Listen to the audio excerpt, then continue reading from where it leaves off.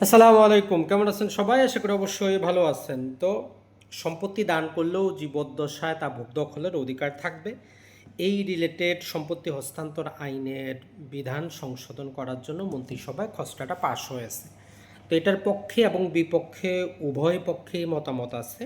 তো বিষয়টা আগে আমাদের বুঝতে হবে যে জিনিসটা কী হতে যাচ্ছে, আর আমাদের প্রচলিত ধর্মীয় আইন এর বিরুদ্ধে যাচ্ছে কিনা। বাংলাদেশে যে মুসলিম লটা আছে, হানাফি ল, মূলত মূল জিনিসটা যেটা সেটা হচ্ছে আমাদের ট্রান্সফার অফ প্রপার্টি অ্যাক্টের 17 নম্বর সেকশনে আমাদের সেখানে এক প্রকারের রুল এগেনস্ট পারপিচুইটি বলে একটা ডক্টরিন দেওয়া আছে।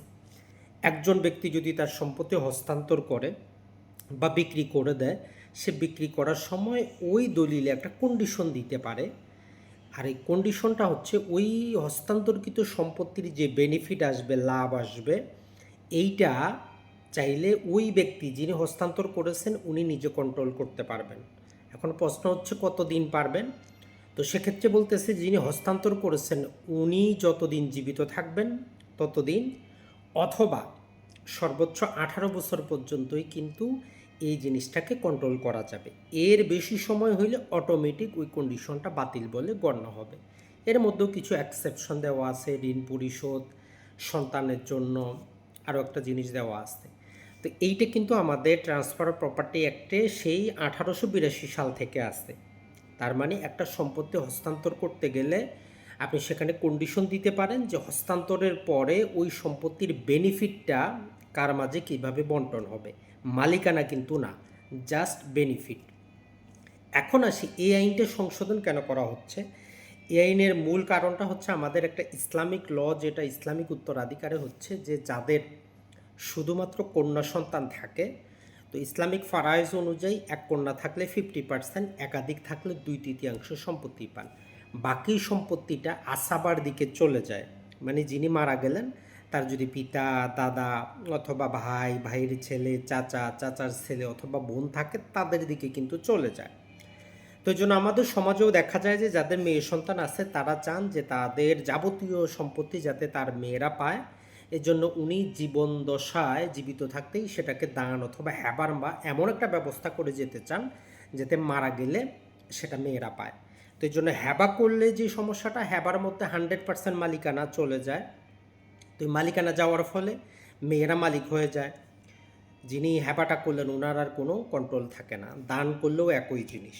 এখন আমাদের প্রধানমন্ত্রীরও মাত্র একটা মেয়ে, আইনমন্ত্রীরও মাত্র 2টা মেয়ে। তো জাস্ট গত 2-3 মাস আগে আইনমন্ত্রী তার সম্পত্তিগুলো আসলে তার মেয়েদেরকে দিতে চাচ্ছিলেন। তখন যখন দেখলেন যে আসলে উনি যদি হ্যাপাটা করেন উনি পথের ফকির হয়ে যাবেন, মেয়েরা যদি তাকে ঘাড় ধাক্কা দিয়ে বের করে বৃদ্ধাশ্রমে পাঠায় দেয় তার কিছু করার থাকবে না। তো এই জন্য উনি এই জিনিসটাকে সংশোধন করতে যাচ্ছেন। এখন যাদের শুধু মেয়ে সন্তান আছে এদের জন্য এই আইনটা পারফেক্ট ভালো দিক। আবার আমরা বাস্তবতা যদি কল্পনা করি, যার মেয়ে সন্তান বলেন, ছেলে সন্তান বলেন, যারা মানুষ না, আপনি কি চিন্তা করেন আপনি মালিকানা তাদের বরাবর দিয়ে দিবেন আর কন্ট্রোল আপনি করবেন, আপনাকে তারা জীবিত রাখবে? আপনাকে কোনো না কোনোভাবেই দুনিয়া থেকে সরায় দিবে। তার মানে আমরা বয়স্ক ব্যক্তিদের যারাই এরকম সম্পত্তি দিবে আগে অবহেলা দেখতাম। এখন যেটা হবে যে সম্পত্তি ছেলের নামে বা মেয়ের নামে হয়ে গেছে কিন্তু সে সেটা কিছু করতে পারতেছে না, তখন ওই বৃদ্ধ বাবা মাকে সে কিন্তু মেরেই ফেলবে, গায়েব করে ফেলবে। এইটা কিন্তু বাড়ে যাবে। আর দ্বিতীয়ত হচ্ছে যেখানে আল্লাহর কোরআনের একটা আইন আছে, এ বিএনপি সরকার কিন্তু বলছিল যে তারা ইসলাম বিরোধী কোনো আইন করবে না। যেখানে প্রচলিত আমাদের উত্তরাধিকারটা ইসলামী আইনে বণ্টিত হয় সে আইনটাকে কিন্তু সংশোধন করতে যাচ্ছে। তো একটা জিনিস মনে রাখবেন, যদিও তারা সংখ্যাগরিষ্ঠ আছে আইনটা হয়তো পাশ করতে পারবে, আর আইনের শব্দচয়ন এমনভাবে করা হচ্ছে যারা আমাদের সমাজে মোল্লা মুন্সি আছে এরা কিন্তু এখনও বুঝতে পারতেছে না, কিন্তু ইন্টেনশন কিন্তু সবাই বুঝতেছে। কথাটা হচ্ছে আপনি আপনার ছেলে বা মেয়েকে কেন সম্পত্তি দিয়ে কন্ট্রোল করতে চাবেন? আপনি যেটা দেওয়ার দিয়ে দেন, যেটা আপনার কাছে রাখার আপনি থাকুক, যতদিন আপনি জীবিত থাকবেন কোটিপতির মতো জীবিত থাকবেন। যেই দিন মারা যাবেন সেই দিন আপনার যারা প্রচলিত আইন, ইসলামী আইন যারা আছে তারা খাবে, আপনার তো টেনশনের কোনো দরকার নাই। তো এই জন্য একটা জিনিস মনে রাখবেন, ইন্টেনশন কিন্তু আমি আপনি না বুঝলেও উপরওয়ালা কিন্তু বুঝে।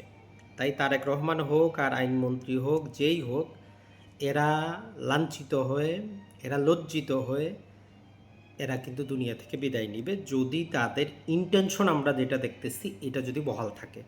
তো এখনও আমরা যেটা বলবো সেটা হচ্ছে যে, যেহেতু আপনি বৃদ্ধ বাবা মায়ের ভরণপোষণের আইন করেছেন, তো সেক্ষেত্রে আপনার এই আইন করার কোনো প্রয়োজন পড়ে না।